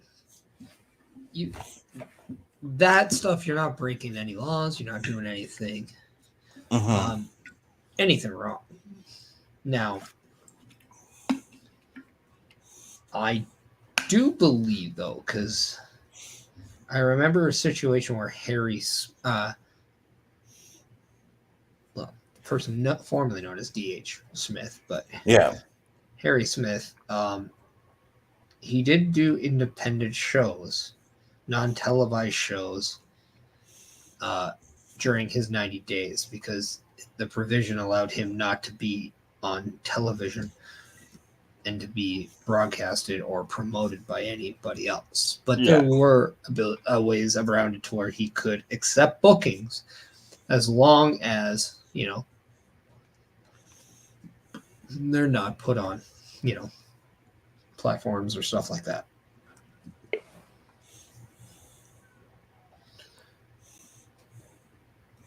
So that could just be a situational thing, but I'm very curious to see if that's something of note. In fact, that'd be something if I would ever want to ask somebody like Triple H is if they could share a little bit more information on what a talent is allowed to do opposed to not allowed to do within those 90 days. And I get a feeling we're going to get some of those questions at tomorrow's press conference after the show. Maybe. I do think that the show itself would take probably more. Yeah, but we always get that one reporter who tries to push the envelope a little bit. Not as much on WWE press conferences. In AEW, sure. There's always some weird ass questions asked there, but with WWE, they're more a little bit of a straight line through. Now we do definitely hear the occasional thing that are just like, why? But yeah, I'm referencing the one reporter from I believe it was last month's press conference there, or the press conference for Bad Blood there. And what was asked again? Why there wasn't any African American wrestlers on the card. I mean, to be fair, I think people are allowed to think that. I mean, it is something of, hey, even if it's just it just wasn't it just didn't work out. But like it wasn't necessarily a thing that made sense for the show. But like, I don't know. I mean, I'm not a black person, so I can't really give you an answer of how to feel. But like, yeah, I can tell you as a white person, I'm kind of interested in why we're not seeing a little bit more black people being represented presented, especially when I'm seeing guys like Bobby Lashley, who I thought is nothing but a heavyweight championship material type of talent, just let go. And like, you see what he can be in AEW, and I think that was a massive W for AEW. I will agree to that, actually.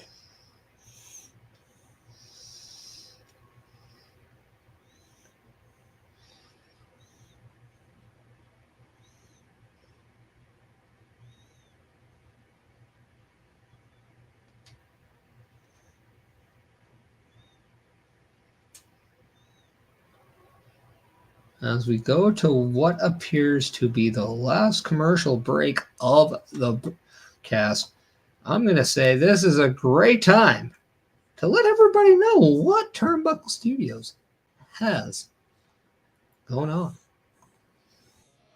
Turnbuckle Studios and the Turnbuckle Affiliation Program bring you the week of streams. All times are in Eastern Time. Monday nights you get the Locker Room Breakdown at 7 p.m., followed by the Raw Patrol at 8 p.m. Tuesday brings you the flagship show, Turnbuckle Talk, at 8:05 p.m. Wednesday we play games with the PlayStation Showcase at 8 p.m. Thursday we get a variety stream with the Boar's Nest at 8 p.m. Friday we game again with Unleashed, the Jessica Wilde story at 7 p.m. Following the game, join us for the Smackdown Security Detail at 8 p.m. The weekend brings you Saturday Night Gaming at 8 p.m. On Sunday be sure to catch the Chris Parrish podcast at 12:15 p.m. Be part of the shows and join the chat every day.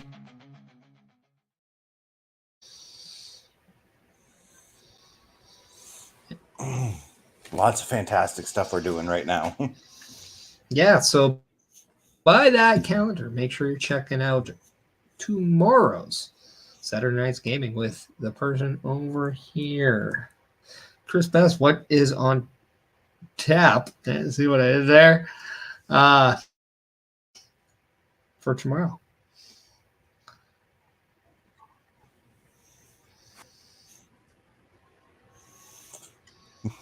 Yeah, with me being frozen again. I got to clean this computer before tomorrow's show. Yeah. Get rid of all that, stuff. Yep. Get rid of that stuff that's meant for 18 plus. What's on tap for tomorrow, Chris? We've got more of The Last of Us Part 2. Last I left off, we managed to escape the TV station after finding one of the people who killed Ellie's surrogate father. All right. So we are back, and we have that SmackDown.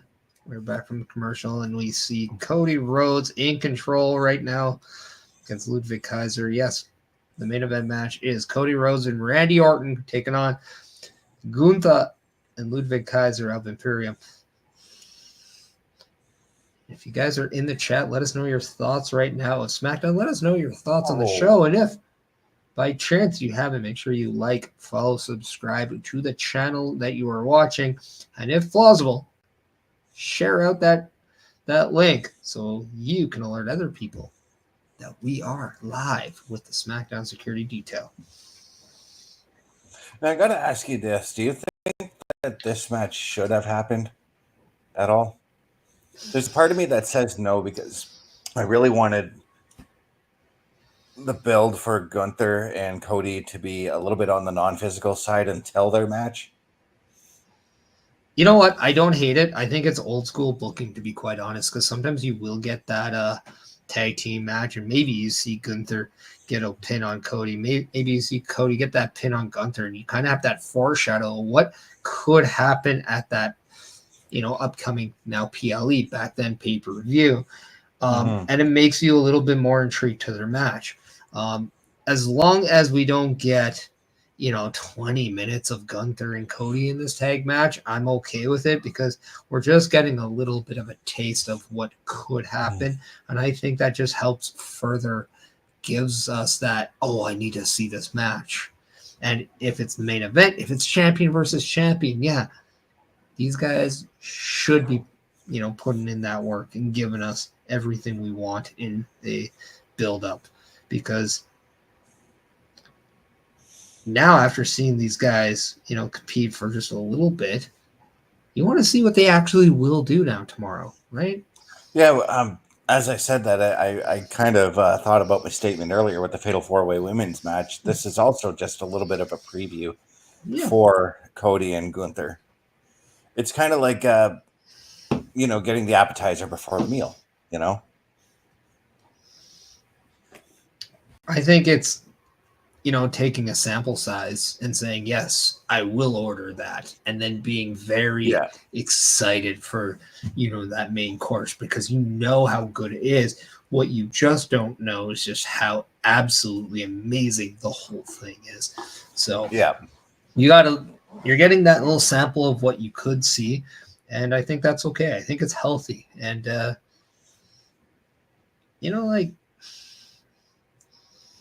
why not? You got Cody Rhodes, your world champion on SmackDown, out there being that workhorse champion. We're getting to showcase Ludwig Kaiser a little bit. You have Randy Orton there. And then you have the world heavyweight champion in Gunther. And the X Factor, Kevin Owens. Does he show up? Is he going to do something? What can happen? Because I think right now, when we don't see Kevin Owens and we do see Cody and Randy, you got to think Kevin Owens is lurking somewhere around ringside.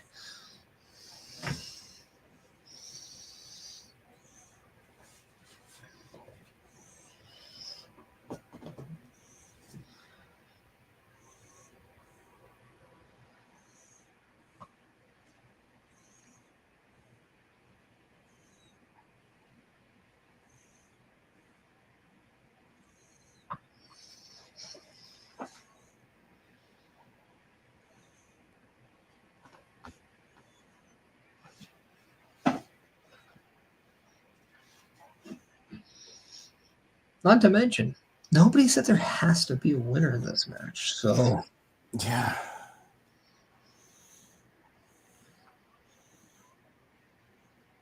Okay, I liked what Randy Orton just did there. Yeah.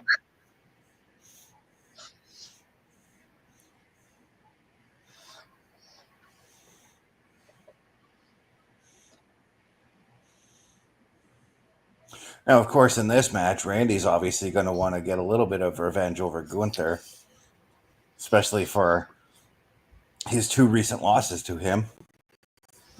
I don't think it's necessarily revenge. I think it's just more he has something to prove. Mm-hmm. Because he got beat straight up. Yeah. Randy can't blame anybody but himself in that match. It's not like he got screwed. It's not like he got the short end of the straw here. He lost straight up to Gunther. And the one thing I think he wants to do is prove that, a win over him, he beats a world champion. Yeah. That says something about what Randy Orton can do next.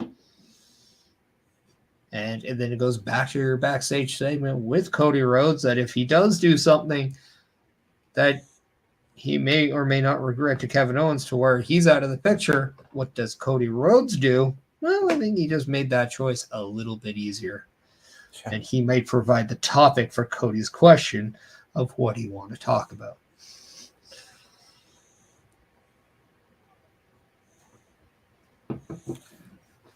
And there's the finish there. I'm actually glad that Gunther did not take the pinfall in that one. Yeah, and I don't think it was ever expected to. Mm-hmm.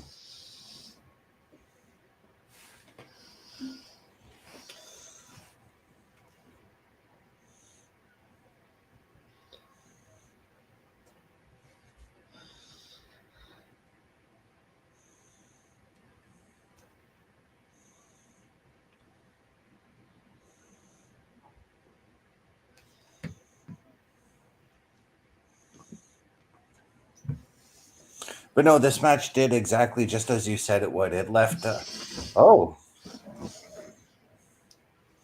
Yeah.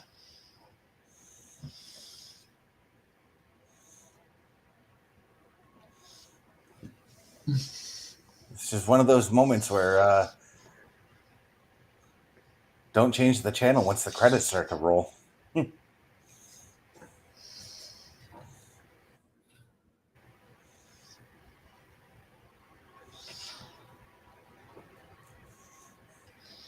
Well, I mean, if you haven't been able to figure that out about Triple H by now, I don't know what to tell you.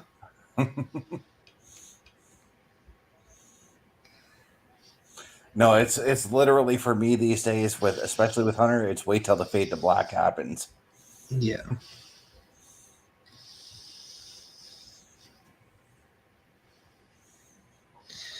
And what we did see was Kevin Owens, that X Factor, as I pointed out earlier, come into play after the match, hit Kevin Owens with that chair. But before Cody can do anything, he was met by a rear naked choke by Gunther, who he takes down. It's really of note to see that Cody Rhodes and Kevin Owens did not do anything to Randy Orton or to each other. And it was only Randy Orton that Kevin Owens touched. He didn't even touch Cody. He didn't look like he wanted to. So I think there's maybe more to talk about in that than we think. Yeah, and I think I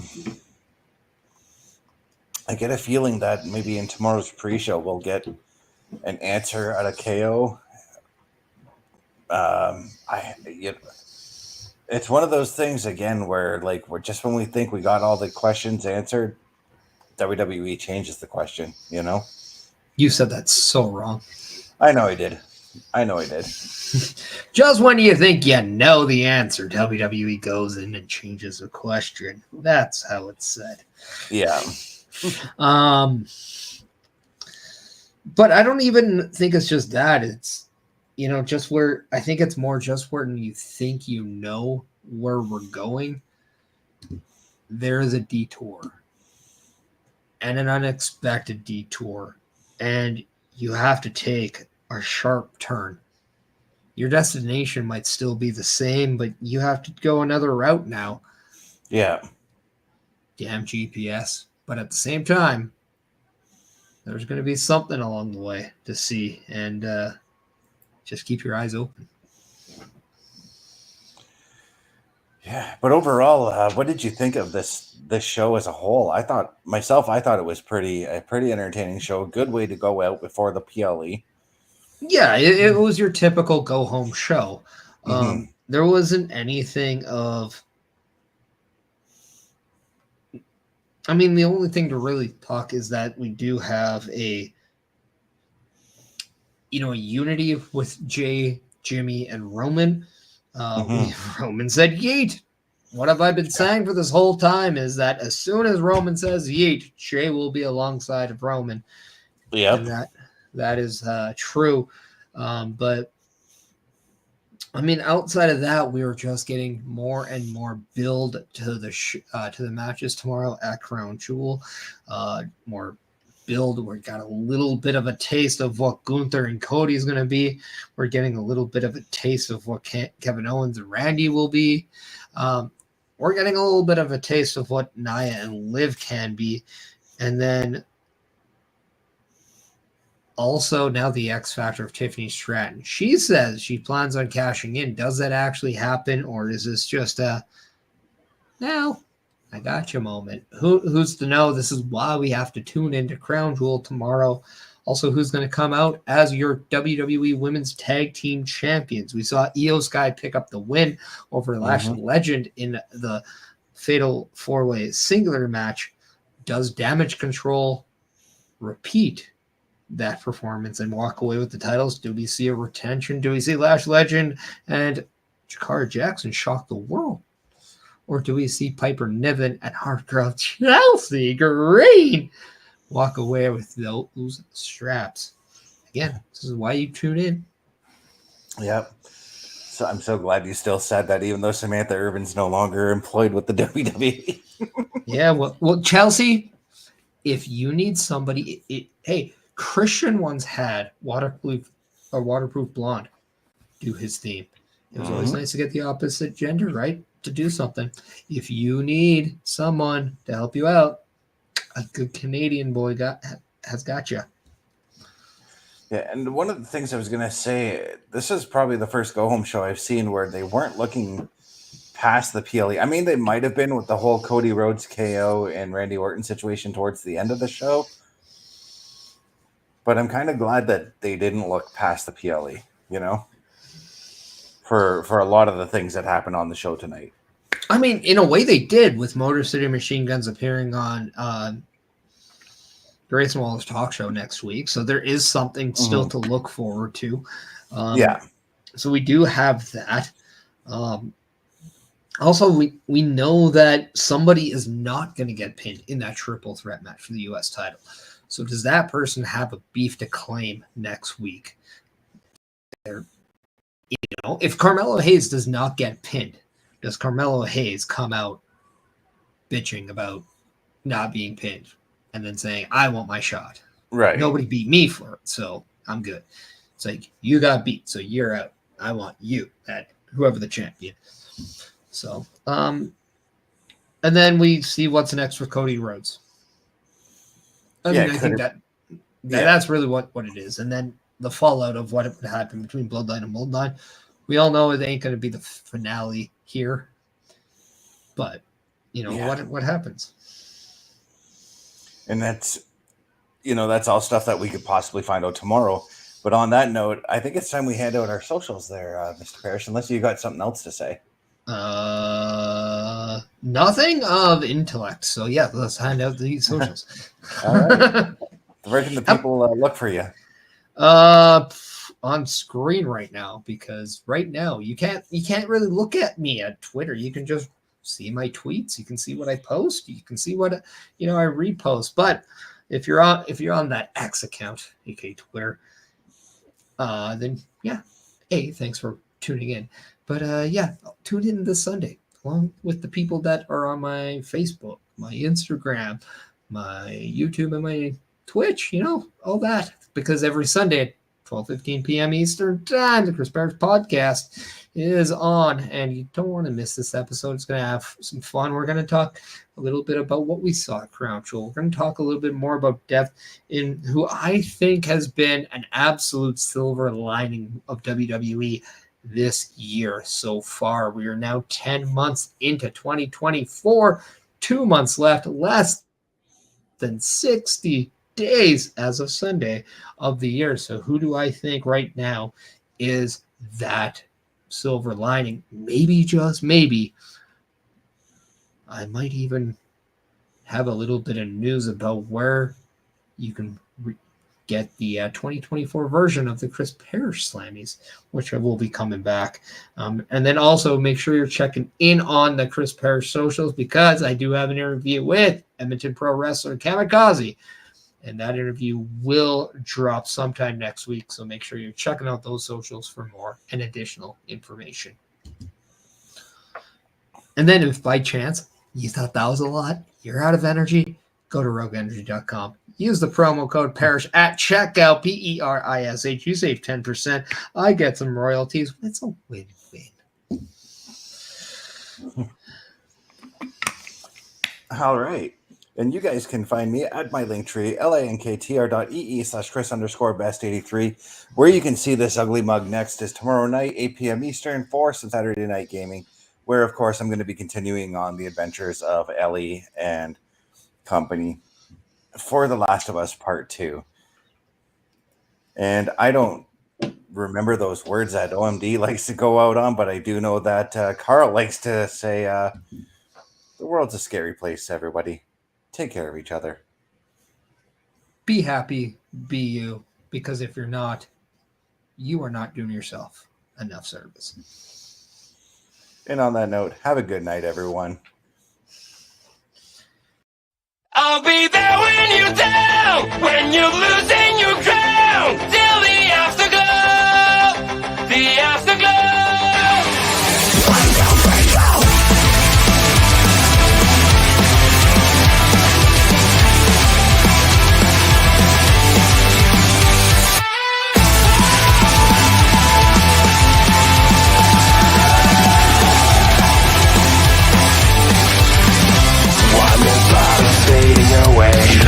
great when you gotta shine. One more thought of you's gone now, as you keep smiling at the crowd. Pressure is your best enemy, spotlights show what I wanna see. Sometimes it feels like you're under attack, you just can't break free. I'll be there when you're down, when you're losing your crown, till the afterglow, the afterglow.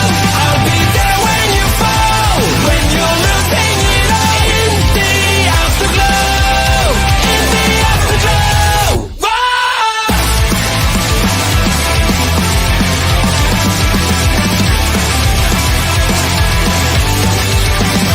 It all started with the passion, it all sounded like a dream. Remember how you kept on laughing